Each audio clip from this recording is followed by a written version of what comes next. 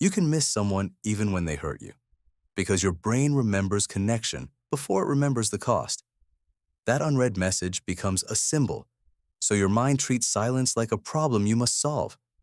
You keep comparing the warm version of them to the lonely present, and the contrast makes the pull stronger. When the good moments were random, you don't trust your memory, so you keep searching for the pattern. Intermittent attention trains you like a slot machine, so you chase the next warm moment even harder. Your facts say, this wasn't good, but your feelings say, it mattered, and feelings often win first. Your mind plays a highlight reel because it reduces pain, while the harder moments get shoved off screen. Then you loop on why and what if, because uncertainty feels worse than a bad answer. An unfinished story keeps your attention hooked, so you reach for any detail that could complete it. Here's the catch. Reconnecting looks like relief, but clarity is what actually ends the craving. When closeness spikes, then drops, your nervous system stays alert because it expects the next sudden change. You don't only miss them, you miss closure, because your brain hates leaving emotional tasks incomplete. You try to tie the story into a neat ending, but it keeps floating away, so you keep chasing it. Attachment works like a magnet. The more distance you feel, the stronger the pull can seem. Ask yourself this: are you missing the person or the effort you spent trying to make it work? Sometimes you grieve the version of you that was hopeful, because letting go feels like losing yourself. When the routine breaks, your body scans for the missing cue, so anxiety disguises itself as missing them. You regain control by pausing the reel and holding both scenes, so your memory becomes balanced again. Missing is a wave, not a command. If you write it out, it rises, peaks, and passes. Write the real cost down, because clarity sticks when it's concrete. And that's how you start moving forward. Start by naming what you miss: the person, the feeling, or the routine, because only one of those needs them.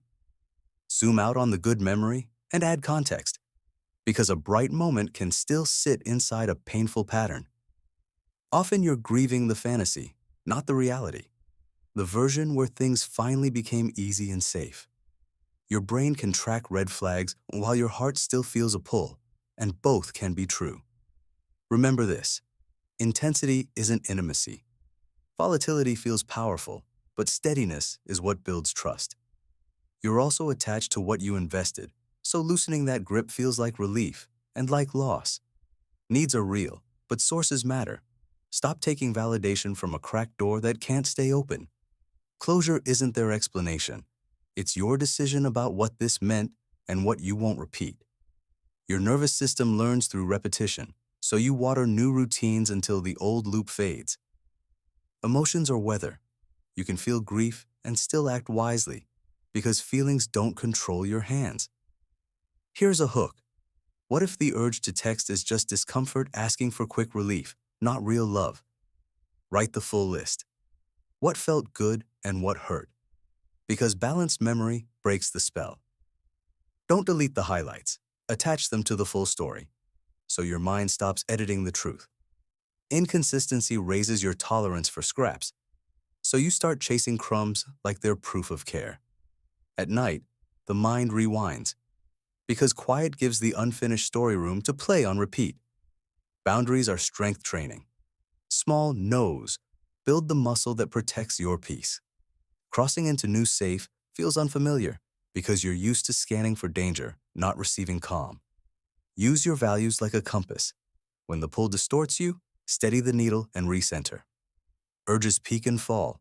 If you wait them out, you regain control without fighting yourself.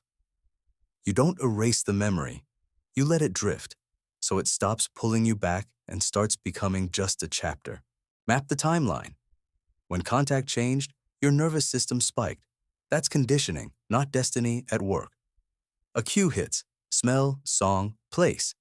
So your body reacts first. Grounding in touch helps it settle.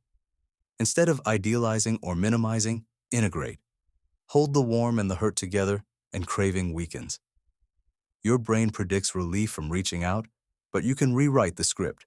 Pause, breathe, let it pass. Safety often feels boring. That's the point. Consistency is care, not fireworks that disappear tomorrow quietly. Regulation isn't suppression. Lower panic, raise clarity, and you make decisions from steadiness, not alarm. When you want contact, ask what need is underneath. Then open comfort directly through people and rituals.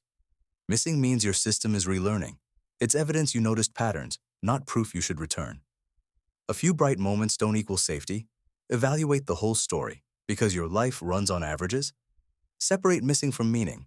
You can honor what you learned without reopening the door that hurt you. If attention has to be earned, you stay anxious. Choose relationships where care is freely given and steady. A trigger feels like danger, but it's a false alarm. Turn the phone down and return to your body. Overthinking keeps you moving without progress. Step into the present, because answers rarely arrive on the loop. Loneliness, stress, nostalgia amplify craving. Name them, close the jar, and the feeling loses volume. Translate "I miss them" into the real need, closeness, then choose a healthier route to get it. Standards are your lighthouse. Mixed signals create fog, so you stop chasing and steer by what's steady. Healing needs infrastructure, no contact days, sleep, meals, movement, small checkmarks that calm your nervous system daily. Release the fantasy future. Keep the present truth, because reality is the foundation you can build on. Don't force healing. Repair self-trust with gentle repetition. Tiny promises kept, until you believe yourself again fully. You can miss them and still choose you. That's how you move towards steady, safe, real love. Use this checklist. If it was inconsistent, made you anxious, kept you chasing, and only gave relief, it's a loop. Familiar can feel like fate, but awareness adds distance. Once you see the pattern, the pull weakens. Attachment is learned through repetition, so your system can bond to pain, because it confuses intensity with connection. If you had to prove yourself to be chosen, that wasn't love. It was performance disguised as closeness. When the urge hits, say, "Not today," and give it time. Delayed action breaks the automatic loop. You're not just leaving a person. You're leaving old coping roles that kept you small to stay safe. Choose self-respect over confusion. You don't need perfect certainty, just enough clarity for the next step. Tune for signal, not static. Real connection feels clear, steady, and boring, in the best way.